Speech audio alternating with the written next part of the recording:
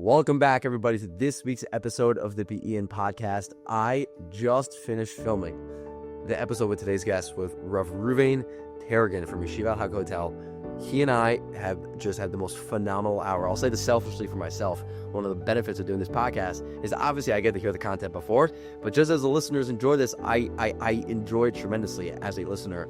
And what we discussed today in this episode was all about personal growth, spiritual growth, and not only related to the year in Israel. For someone that's listening to this that is well beyond their years of yeshiva or seminary in Israel, hopefully there are a lot of practical things you're going to take home from this episode today.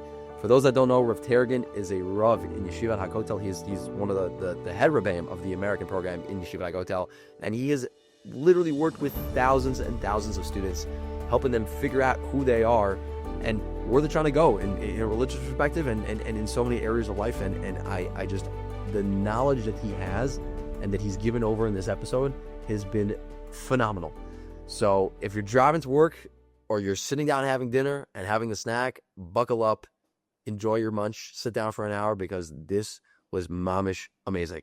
Without further ado, it's time to listen to my episode with Rav Taragin. Enjoy. Welcome to the Israel Gap Year Be'in podcast. I'm your host, Avi Proctor, and in each episode we get Be'in in depth into the remarkable lives of individuals in Israel who dedicate themselves to inspiring the next generation of Klal Yisrael.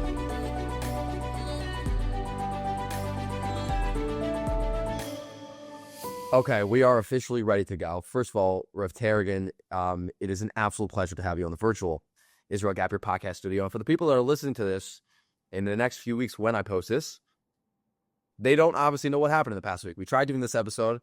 The service on the Wi-Fi wasn't that bad. And now we're doing take two. And I just want to say thank you to the Rav for joining me right now and taking the time out of your day. And I'm super, super excited. The idea of doing it a second time connects to a beautiful word of the Baal Shem Tov. We say in Kedusha, "V'hu yashmienu beracham of shenis le'enei kol choy." What does that mean? Baal Shem Tov said, God spoke to us at Har Sinai. He said, "Anochi Hashem Elokecha." That should have been enough. But sometimes we get confused, we get distracted. In the end of days, God cares so much about us that he says it again. This time he says it to the whole world so that we can get that confirmation. So the second time should be a charm. Wow. I love how the fact that we just are about 30 seconds into this interview and the Torah has already begun. So I'm very excited for the next hour. Obviously, there's a lot that we're going to talk about today on the topic of personal growth, spiritual growth, things that happen in the year in Yeshiva. And people are going to get a real insight on your perspective and your thoughts on these topics. But before I jump into that, people got to know, who is Rav Taragin, Shlita? For those that have not met you, give us, including myself, also a little bit of background on you, and then we'll go from there. First of all, I'm not a Shlita. I'm just a regular Jew. And hopefully I'll continue to be a regular Jew so I can understand other regular Jews, which is the goal. I grew up in Brooklyn, in Flatbush. I went to MTA. I learned in Israel myself for 2 years. They were eye-opening. So much of understanding Judaism and myself better. Just like for Avraham, we find God and we find ourselves in Eretz Yisrael. Then I was back in America to YU. Ultimately, what got me to go into Chinuch was working with Soviet Jews in the Soviet Union, which is a story in and of itself. But after that, I came back to Eretz Yisrael, started teaching, and Baruch Hashem, Kadosh Baruch Hu has helped me find my way here. That's amazing. If I would have gone back about 30 years ago and told you what you would be doing today, what would your answer have been to me? I would say, hopefully it would inspire me to work harder so that I could impact more. But 30 years ago, I was already starting to do the things I'm doing today. And Baruch Hashem, HaKadosh Baruch Hu has helped me develop in a way that I can hopefully do more of it in a more meaningful way. It's interesting, you mentioned before we started about someone else you interviewed for a podcast who was my Talmud almost 30 years ago. And so Baruch Hashem, I've been able to impact over many years. And of course, the world changes, boys change, reality changes, and hopefully we change in a way that we can relate to it properly. Honestly, that's amazing. And by the way, for the people that don't know that name of the Talmud we're talking about Rav Ben Leibovich from Leibovich. Yes, I said it right. Sometimes I mispronounce it. Very special Rav Ben. Doing tremendous things for Klal Yisrael. Now, I before obviously we get to the topic, my other question to you is, you've been in HaKotel for almost 30 years, as you mentioned, and sometimes when people do things in life for an extended period of time, the feeling of newness and excitement to get out of bed every single day is not always there. So I'm curious, what has got you back every single year to keep doing what you're doing in the fire and the motivation way that you do in Yeshiva? So regarding the beginning of your question, such an important question about the need for newness. It's what threw the Jewish people off in the desert. The first thing that threw them off in Parshas Baaloscha, they said their souls were dry from eating the man. The man was the perfect food, but even the perfect food, people get bored with. So obviously the answer to your question is twofold. On the one hand, we have to develop the discipline to do the same thing every day. And that's actually the beginning of Parshas Baaloscha, which preempts it, says that Kadosh Baruch Hu told Moshe, tell Aaron to light the Neros, and it says, Vayas Kain Aaron. Why does it have to say that? Rashi says to teach you that he didn't change. He did it the same way. 40 years in the desert, every day lighting the candles the same way. And on the other hand, Kadosh Baruch Hu gives us a need for newness. And he gives us this need to inspire us to never stagnate, to always be looking for new things in life. Every moment we're alive, it's because there's something new we're supposed to find. And the answer is not just do the same thing all the time. It's to find things that are new, but obviously to find it in the right places, to channel our need for newness where it matters, not to a different kind of food, but to a different kind of learning, a different kind of tefillah, a different kind of life. The Ishbitzer says on that same Rashi, Malamed Shaloshina, the word Shina also means to repeat. He never repeated it. He did the same thing every day, but it was never the same way. And that's something that's critical in our lives, constant renewal. So that's the answer in general to your question, is to learn how to do the same thing, but to make sure we're finding ways that it's not the same thing. And regarding your particular question, the answer for me is so simple. The way I'm able to get up every day and do it again and again is because there are different young men who are each wonderful. And as a mechanech, we need to learn to identify what's special about each boy. And when you do that, you realize how lucky you are to have today a new challenge and a new person. And it's the same thing with Parshas HaShavua. We start learning the Parsha every year again. Parsha is the same Parsha. Question is whether we can see it in a new way. And that's the challenge with Talmidim, to make sure we see our Talmidim in a new way and see the new things that come our way. And that's what makes life worth living every day anew. That was beautiful. And I specifically love the message of, we all go through every day of the week. It might seem the same and repetitive, but at the end of the day, it's not the same. And you might go through similar experiences, but you're not the same person. And you go through different, come across different things. And on the topic of your Talmidim, I have to just give a shout out to the two gentlemen that are in the room. I believe they're still in the room. Adi Brunat and Jacob Epstein, our beautiful HaKotel Bachram that are helping out today. Shout out to them, and just a public thank you as we're in this episode. What you said about renewal, HaKadosh Baruch Hu teaches that to us by not creating the world once and then having it go. Hamechadesh betuvo b'chol yom tamid. The world is constantly renewing itself. There's a big lesson for us in that.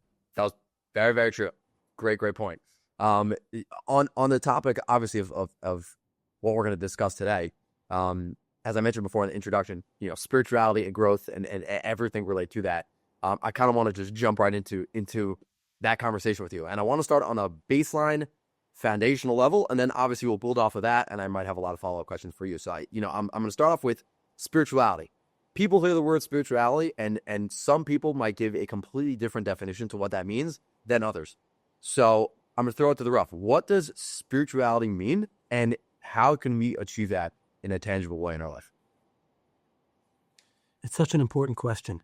And so many people feel their religion is dry, their religious life is dry, and they're yearning for spirituality. Spirituality, the meaning of the word, is about the spirit, the experience of the spirit. Our spirit, of course, is a chelik elokam imal. It's something spiritual that connects us to HaKadosh Baruch Hu. Spirituality is about having Hashem in your life, central in your life. Meaning, it's not just about what we do, the choices we make, but why we do what we do, why we make our decisions, what we are feeling, experiencing, and connecting to when we do that. A good alternative term to spirituality would be the word God consciousness. How much is God in our minds and hearts? This is how the Ramah starts his Pirush on the Shulchan Aruch. He says there's a klal gadol b'Torah, which is Shvisi Hashem l'negdi tamid, having God before us all the time, which doesn't mean physically before us. It means in our consciousness, in our mind, in our experience. He talks about that being the klal gadol of living life in a Torah way. You know, we use all kinds of experiences today to feel things. You have a kumsitz, music in general. What did our ancestors do? How did they connect to HaKadosh Baruch Hu? The answer is so simple and so important. They davened. Not just 3 times a day, but in general. They had a constant, ongoing conversation with HaKadosh Baruch Hu. They used religion and life to connect to Hashem. The truth is that if we davened properly, we wouldn't need a kumsitz. We would love a kumsitz, but we wouldn't need it the same way we need it today. It's kind of like what Reb Chaim said about the Musar movement. They asked him why his yeshiva doesn't learn Musar. He says Musar is like vitamins for someone who doesn't have a healthy diet. If you have a healthy diet of Torah, you don't need a Musar Seder. Let's put aside whether Reb Chaim's right for today's world or not, but it's definitely true about spirituality. Spirituality is meant to be a constant. The Rambam describes this at the end of his Moreh Nevuchim, a sefer meant to give guidance for confused people. He writes 3 huge ma'amarim about Jewish philosophy, and then he says, I want to end with the most important point, which all of this is about, and it's not a new point. He says, Judaism is meant to strengthen our consistent sense of a relationship with HaKadosh Baruch Hu. And he says, start with your davening. When you're davening, you say to Hashem, Baruch Atah Hashem. Think that you're talking to him. Then work from that, from Shema Esrei to Kriya Shema. Kabbalah Salmach Shamayim. He goes, then, when you make a bracha 100 times a day, you say, Baruch Atah Hashem. Actually think of Hashem. If we did that, our lives would be infused with spirituality. And then he says, every time you do a mitzvah, think about Hashem. And then he says, eventually, it'll spill over into the other parts of life. In Hilchos Yesodei HaTorah, the Rambam describes this as the way a boy thinks about a girl when they're first in love. Avas Hashem, which we're all commanded on. Avtas Hashem Lokacha. Spirituality is not some luxury that spiritual people should be seeking.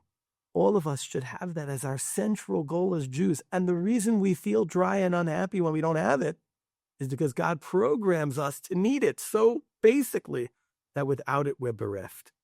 And the mistake is, on the one hand, if people think you get there just through observance, and if people think you get there just through spiritual, what they call spiritual experiences, we have to link all of that to our avodas Hashem, to our decision-making. What's motivating us? How do we see ourselves? How do we get here? What are we trying to accomplish in the world? The more God is central in all of those thoughts, the more spiritual we're going to be, and the better Jews and people we're going to be, because we're more in touch with ourselves and our true souls. That was beautifully said. And especially my follow-up question was going to be, okay, so for someone that's struggling with getting and feeling spirituality in their life, how do they get there? And I feel like you kind of answer that, from a practical sense with what the Rambam says, but would you have anything else to add from your own, perspective on if somebody's listening to this right now and is like, I'm struggling on the day-to-day, I'm not feeling Hashem in the mundane things of my life, whether it's my job, whether it's, doing regular day-to-day things, what would your advice be? There's 2 kinds of things. There are the triggers, and then there's the consistency. A trigger could be a kumtitz. A trigger could be a wonderful spiritual sicha. And it could be people need those twig match triggers to spark it up again. But the only thing that's going to create continuity are the logs in the fire. And the logs are life itself. It's both what we identify as religion and the parts of our lives we don't see as religion, which are the big mistake. If a person sees avodas Hashem and spirituality as limited to tefillah, kriya shema, brachas, and mitzvos, that means a huge part of their life is not spiritual. And they shouldn't be surprised that they don't feel spiritual. I'll give you an example of what I mean. Person needs to decide, major decision in life. How much are they thinking, what does HaKadosh Baruch Hu want from me? The fact that we're not thinking about that means God isn't part of our lives. And even if we're making the right decision, that was an opportunity to feel God. The Chazon Ish writes, when a person goes out in the morning shopping for shoes, they should stop. They should turn to Hashem and say, Hashem, please help me find a good pair of shoes. Please help me find them for a good price. We're Jewish, right?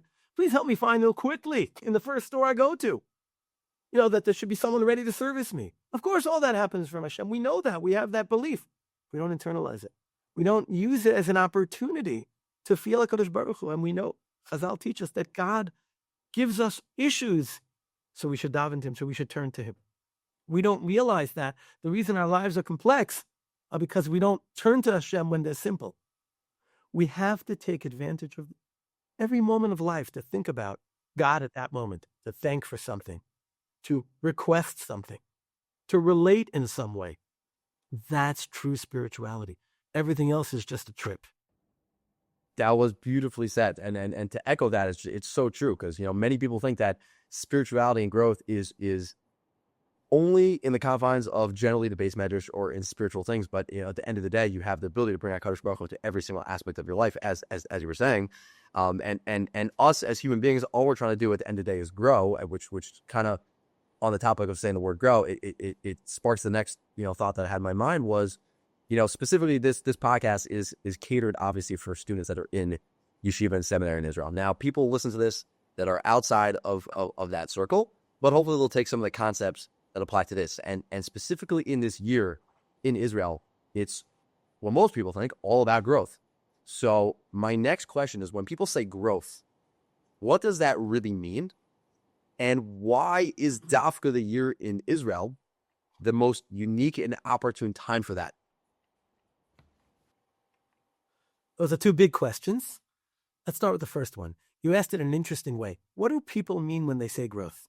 I can't speak for people, and I think many people may mean it in different ways, and I think many people don't know what they mean. I think it's the kind of thing that's become a slogan. Let's go back to the Torah. The Torah talks about growth, personal growth. Where? Shmos Perek Beis, 2 psukim. Pasuk Yud, it says, Vayigdal hayeled. Moshe grew up, and he was brought to Bas Paro, he was weaned, etc. Next pasuk says, Vayihi bayamim hahem, vayigdal Moshe.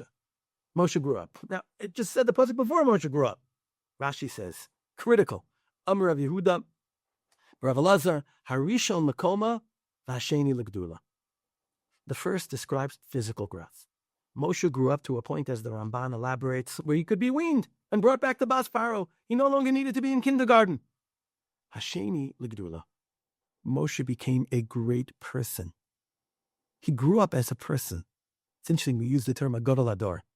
I think they're a Gadoli Hador in many ways, and every one of us has to strive to be a greater Gadol. We may not be Gadol Hador, but we have to be the greatest version of ourselves. And what that means is not just doing the right things. A person who does more mitzvos doesn't necessarily mean that he's growing as a person. Obviously, doing more mitzvos is a critical part of growing, but growth means more than that. And it's not just having the right midos, acting the right way. It means being more mature as a person. And we use these words. We often use them as slogans. What does it mean and how do you get it? I think the Torah uses the same word, Vayigdal hayeled and Vayigdal Moshe, to teach us that it's a similar process. Just as we grow physically, so we need to mature emotionally in other ways. And by the way, it's at the same stages in life. Person's a teenager, they're growing physically, and they're developing more feelings, more thoughts. And the question is, what happens with all of that? Now, general society is familiar with this idea on a minimal level, right? We describe a person as acting like a baby, right? He's being petty. He's being inflexible. He's being selfish. He's acting like a baby. What does that mean? It means that a baby hasn't matured in a way that they know not to act that way. A person can grow up physically. They can be 15 years old, 20 years old, 60 years old, and still be acting like a baby. But real growth includes more than just not being petty and inflexible. So what does it include? Obviously, it includes how we act, how we carry ourselves, how we relate to other people. For example, the ability to see beyond ourselves and our own needs. People grow, you're born as a baby, you care only about yourself. We're raised in very selfish societies. A true person should realize it's not all about him. The world is not all about me. And you meet people sometimes, they're so fixated on themselves. To be able to see yourself and the world in a true, proper perspective. This is what we call emotional maturity, not physical maturity. It's also how we view reality. For example, do we understand that Hashem runs the world? How does that impact the way we relate and respond to things we experience? For example, a person has a setback. A mature person, in the religious sense of the word, understands that the setback is for a reason. It's not meant to destroy them. It's not because God is out to get them. They see it as a challenge they're meant to overcome. How do we relate to a person who hurts us? Do we say, well, that person hurt me and now we take revenge? Do we realize that wouldn't have happened if God didn't want that to happen? So how we relate is not just a question of emunah and midos and halacha. It also influences whether we respond to things maturely. How do we see our success? How do we see others who are more successful than us? Again, it's not just emunah or bitachon issues. It's maturity issues. It's about being a more mature person. Faith helps build maturity and emotional strength. I'll give you another example. How do we develop our thinking to be able to look at things in a more sophisticated way, see them with the true complexity of what they are? Sometimes people simplify religion because they wish the world were simpler. The world is complex and Judaism is complex to relate to it. Are we able to see different sides of an issue, a deeper perspective on an issue, or our thinking is simplistic? The same way our emunah can help our maturity, our Torah learning helps us think about things in a more meaningful way. So yeah, obviously Torah, mitzvos, emunah, midos, all these things help us, but it's something beyond just doing those things. And a person can learn and develop their midos and develop their emunah, but not translate it into how they function as a person in the world. To be a better person, a more mature person who handles their own lives and the world around them better. That's what growth means as a person. That was beautifully said. And I want to dissect that a little bit more. And we're talking dafka, obviously, as I mentioned before, about the year in Israel. And there's so many aspects of growth, as you were just explaining over there, and we could really speak about that forever. But what is it in your mind, or from what you've seen from so many years working in this field, that you have someone that's in high school, and then you see them literally a year later, and they have made sometimes a 180 on their life, and a lot of that has to do with, obviously, the experience they went through in Israel, which is all about growth and stuff like that. So what is so unique about specifically the year in Israel when it comes to curating an environment for growth? Such an important question. And I hope all of your listeners are making sure to spend at least 1 year in Eretz Yisrael. At least. And that those who are in Eretz Yisrael are really seeking to take full advantage of the experience, and hopefully this question and the answer can help. First and foremost, being in Eretz Yisrael is a time to focus only on Torah, as opposed to a lot of other studies. In high school, we're scattered all over the place. It's a time to think only about Torah. But obviously, it's much more than that. I once interviewed a boy who went to a secular school, non-Jewish school. And from conversing with him, I realized that he didn't understand what yeshiva was. I asked him, tell me, what's the difference between yeshiva and a university? He told me a yeshiva has a broader Jewish studies curriculum. Yeshiva is, of course, much more. It's a chance to focus on religion, Torah as part of religion, and our religious identity. Now, obviously, in high school also we identify as religious people. But the whole essence of high school, where most of us went, is you're studying different things, and religion is part of that compartmentalized. And you're thinking about college, you're thinking about your career, and you're thinking about sports. Here, you're thinking about Torah and religion. The second thing is, because all that would be true in America too, you're leaving your natural cultural environment. You're stepping out. Lech lecha, mi'aretz lecha. And it isn't necessarily bad. But for the first time, you're thinking about yourself, hopefully, in a new way, in an independent way. Now, that would be true even if you went from yeshiva, from America to France. Being in Eretz Yisrael adds another dimension, so many dimensions. Avram wasn't just told to go to himself. He was told to go to the place where God showed him. Well, was he meant to follow God or find himself? And the answer, of course, is that the two are linked. We find our true selves when we follow God to God's place. Both psychologically we know that, and also objectively being in Eretz Yisrael means that. And, sometimes, because we live in a secular world, people think the natural world of loving a sports team, that's truly me. Being spiritual, that's not the real me. No. We've just got accustomed to thinking that loving a sports team is the real me. The person you find when you step out of your cultural environment and connect to HaKadosh Baruch Hu, the source of the soul within you, and the one who created you and thus imbued you with who you are, you find when you follow him to his place. Obviously, both of these things are more significant the more you put yourself in a different environment, in an Israeli environment where they don't know what New Year's is and Thanksgiving, which isn't necessarily bad, but it's just culturally what we're used to. I'll just add one last point, which relates to the way you asked the question. Being involved in Torah objectively impacts a person and also gets them used to being involved in something serious and important. You walk into a yeshiva, you see people who are older and devoted to a spiritual or higher, and you become a member of that society. It doesn't happen in high school. You've entered that society and you start asking yourself more serious questions about yourself and your life. And so suddenly, a person starts to take themselves and their lives more seriously. So everything I said in the first part I think is correct, but also it's being in a certain environment that gets you thinking a little bit more about taking yourself more seriously. It's the difference between high school, which is a continuation of elementary school, and yeshiva, which should be, and I think is for most people, the beginning of adulthood as a Jew.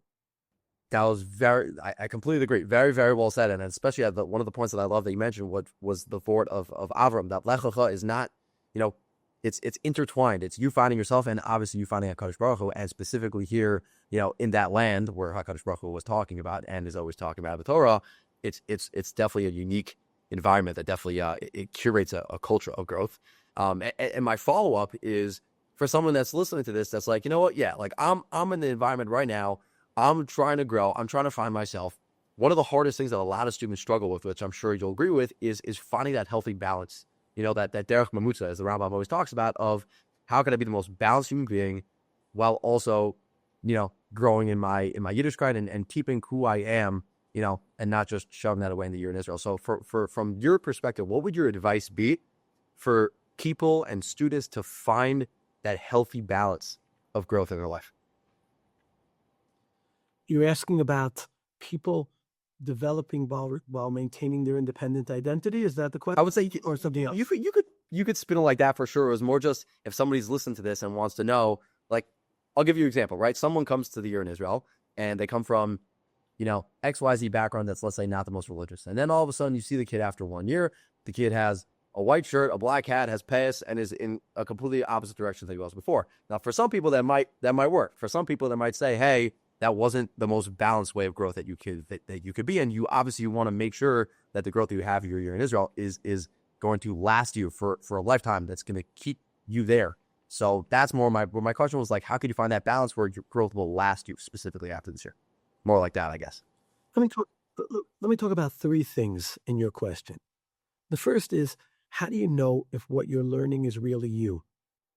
Number two, what is healthy, modular, slow growth as opposed to growth that's just quick and flipped and not really you? And number three, how do you sustain it long term? Should I answer those? You broke that down so perfectly, and I would love to hear your answers on those ones. Okay, so let's go number one. There are a lot of people who accuse what goes on in yeshiva and seminary as brainwashing. And for a lot of people, brainwashing means when someone else convinces you to be different than they are. And that obviously isn't a criteria for brainwashing. On the other hand, how do you know if you're really learning who you are or just being turned into what somebody else wants you to be? I think there are two critical litmus tests, gauges you can use for this. The first is yeshivas and seminaries should be teaching you Torah and Torah values. It's your job to think about how that applies to your unique person and life choices. If a yeshiva and seminary are telling you Talmud Torah Keneged Kulam and explaining to you why, if a yeshiva and seminary are telling you making your decisions based upon what Hashem wants from you is important, that's Torah values. If they're telling you, therefore you must stay a second year in yeshiva, if they're telling you, therefore you must go to this college or not that college, if they're telling you, therefore you must dress this way or not that way, that's them trying to make decisions for you instead of teaching you values themselves. The second point, the Torah doesn't tell us to be this version of Frumkeit or that version of Frumkeit. The Torah tells you, keep mitzvos, love HaKadosh Baruch Hu. There are many ways to do that. There are Hasidim and Litvaks. There are from modern Orthodox people and from Yeshivish people and Hasidish people. If a yeshiva or a seminary is telling you to be an Eved Hashem, you have to be this. this particular derech, this is the only way, that means they're trying to brainwash you into a particular thing. If they're giving you the broad strokes, Yeshiva someone may be saying, Avas Eretz Yisrael is important. That's a value. They may say, going to the army is important. I don't mean for America, I mean in general, the issues we're facing today. They may say, having a college education is important. That's a value. But when they're telling you, this is the derech you must have, that's brainwashing. That's assuming there's only one way and trying to get you to be like them. And that's something, of course, we have to be careful about, both as educators and as students. I always say, every Rebbe has found the right derech for themselves. They just have to remember those last two words, for themselves. They have to remember what's in the Torah versus what's not in the Torah. And that's why the Torah doesn't write everything. I'll just give a very important example of this. There's a famous machlokes. How did Avram find the Kodesh Baruch Hu? As a young man, more experiential. As an older person, probably more intellectual. Rambam, Rabbi, Midrashim.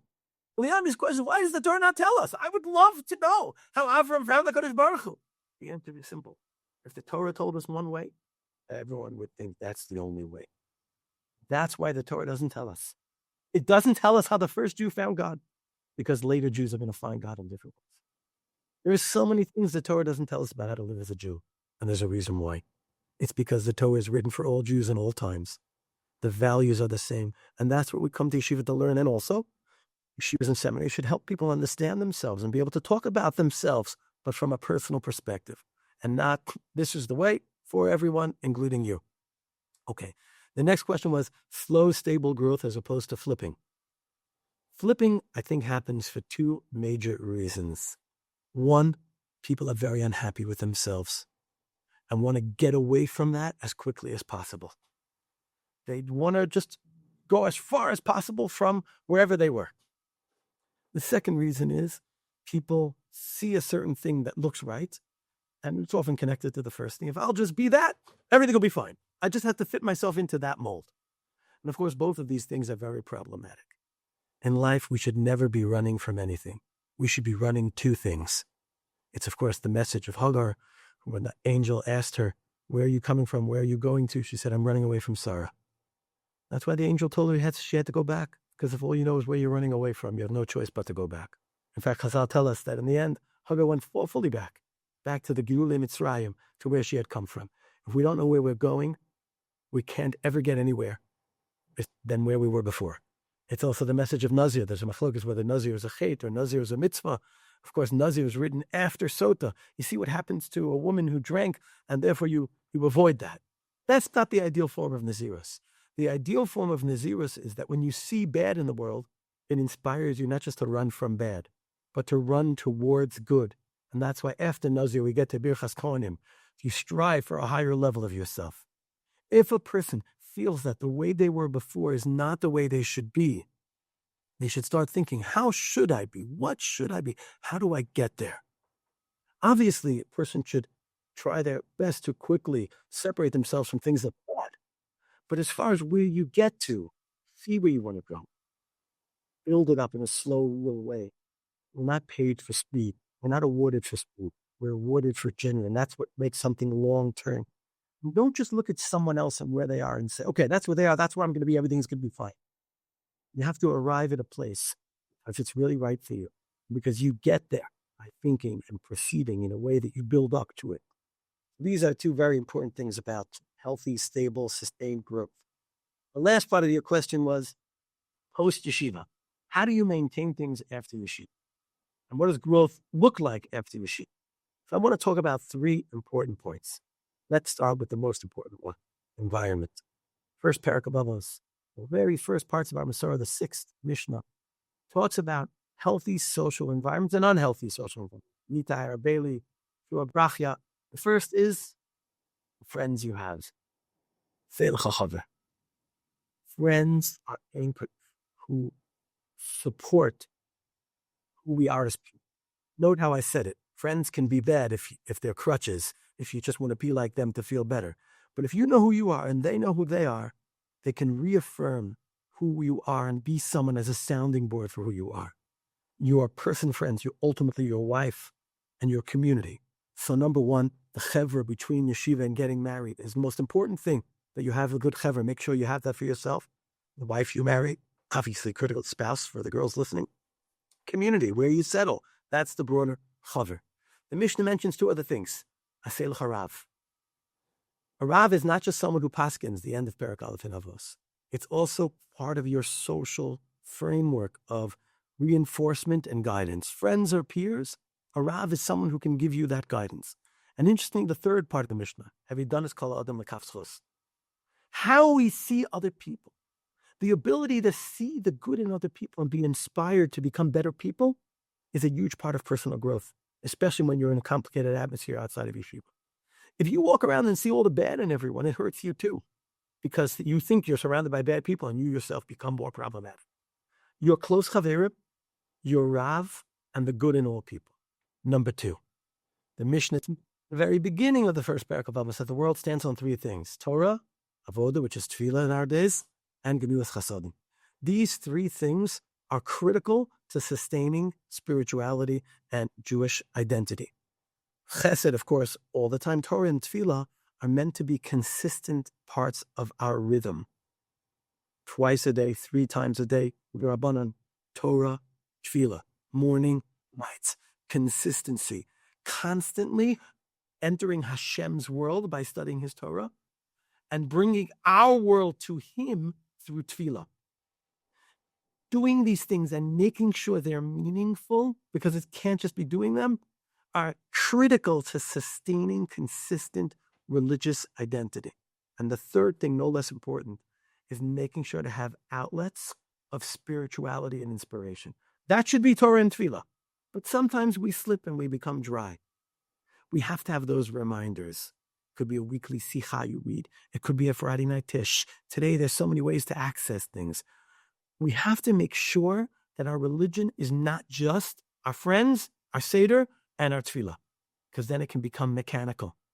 You have to make sure that you find those points of inspiration and of awakening throughout life. That was a phenomenal point, especially about spiritual outlets.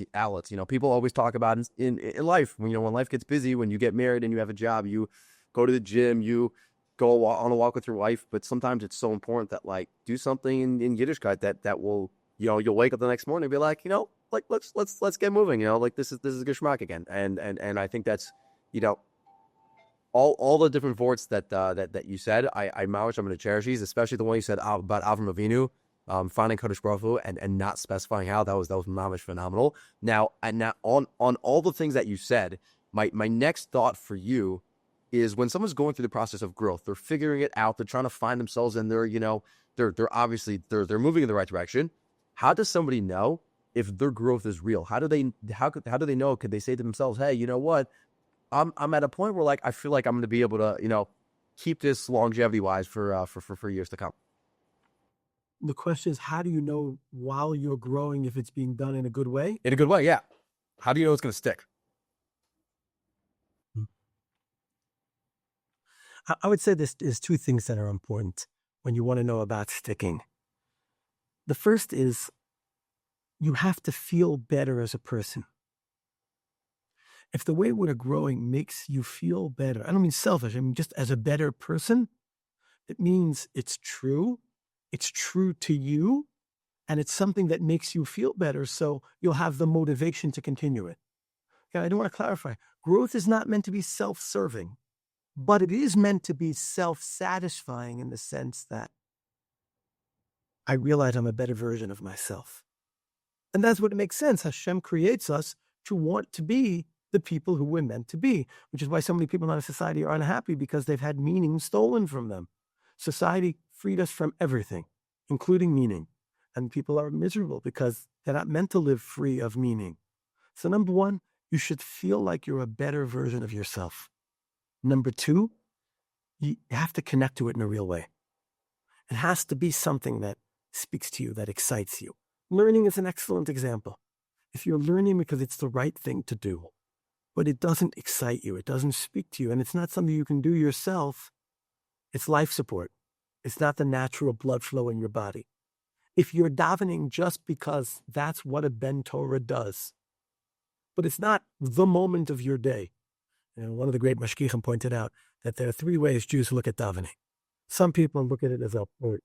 They want to get through it as quickly as possible and move on with their day.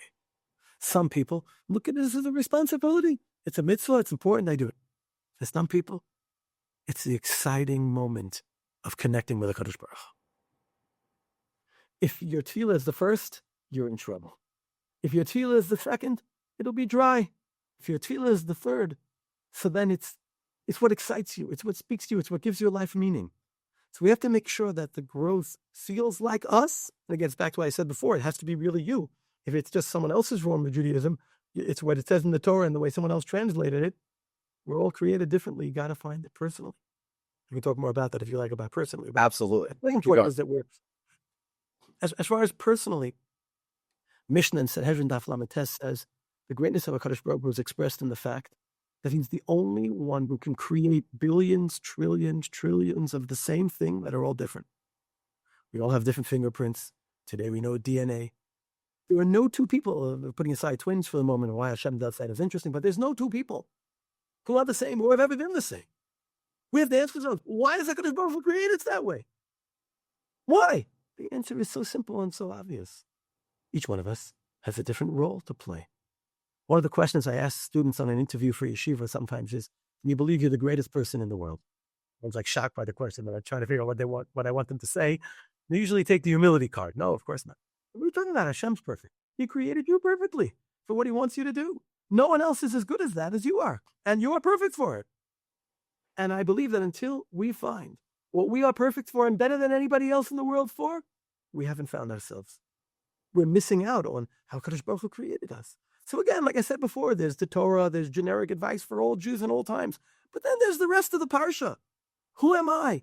What are the situations I find myself in? What am I supposed to do with all of that? You know, we talk about how everyone has their own letter in the Torah. Do we believe that?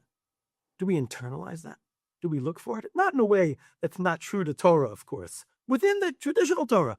You know, Chazal talk about it beautifully. There's a medrash that says that the reason Hashem, the Aseret HaDibros, are individual, right? Lashon Yachid. Anochi Hashem Elokecha.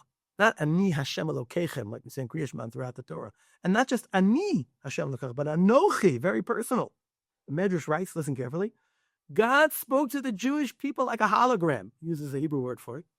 That thousands of people looked at the hologram, and each one felt like it was looking back at them personally. That's why we say Shivim Onim Batorah. 70 faces, not ideas, because the Torah is meant to face each one in their own way. We have a halacha, we all observe. We have a Masorah, we're all part of course. Being an individual doesn't mean breaking out. We got to know how to balance that. But we have to find our own place. And the more we find that, the more we feel like it's us, and the more we connect to it. And that's what it's supposed to be. We're not meant to be living somebody else's religion. We're meant to be living our Jewish religion that we receive from our ancestors and bring our own essence to. That's why Hashem created us different. That was amazing. And I'm telling you, I'm going to keep echoing this point. The thoughts that you're throwing out here for myself, I'm keeping these with me. And for everyone listening, I hope they do, because these are so practical and so tangible. And my next, follow-up to your question is, as we were discussing a few minutes ago, a lot of the things that we're talking about on the topic of growth is, people think, okay, the year in Israel, you grow a lot. That's the ikr of what you do this year. Now, people leave the year in Israel, and some people might be listening to this that are a few years out, many years out of Israel, and they might think to themselves, you know what, I had my time in Israel. It's too late to wake myself up religiously. It's too late to get the ball rolling again. What would your advice be to those people that might be in that space listening to this? I think it's very difficult for people. It's very difficult for people, and there are many people who live their lives nostalgizing on their year in Israel. I went to Israel, and that was great, and I was such a great Jew. That was the past. Or they're fighting a war of attrition for the rest of their lives, trying to maintain who they were in Yeshiva.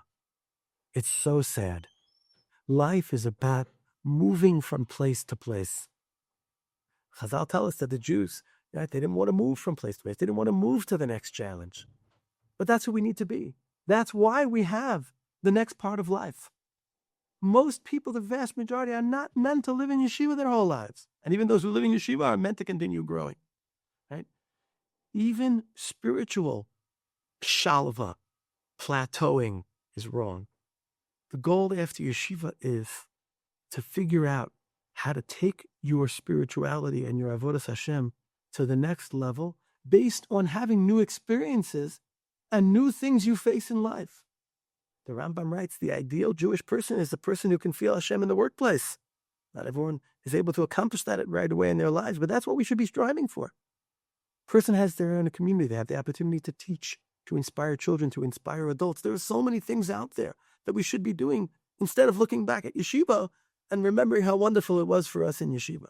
Obviously, the time in yeshiva and seminary is meant to give us those values, and it's special because it's the time when we grew and inculcated them, and we should keep a kesher with it, and it can give us that spark plug and that reminder, but it has to be about how we move it forward afterwards. There are two kinds of people, those who went to yeshiva and feel they've lost it, and those who didn't have the opportunity. We know from our Masorah that no matter what age you are, and no matter how little you have, you can always grow. And the sky is always the limit. This is the famous story of Rabbi Akiva. It's important to realize Rabbi Akiva was not just a complete Am Haaretz who didn't know the Aleph Beis at age 40. He also hated rabbis. Rabbi Akiva says, I remember when I was Am Haaretz, I wanted to bite rabbis like a donkey.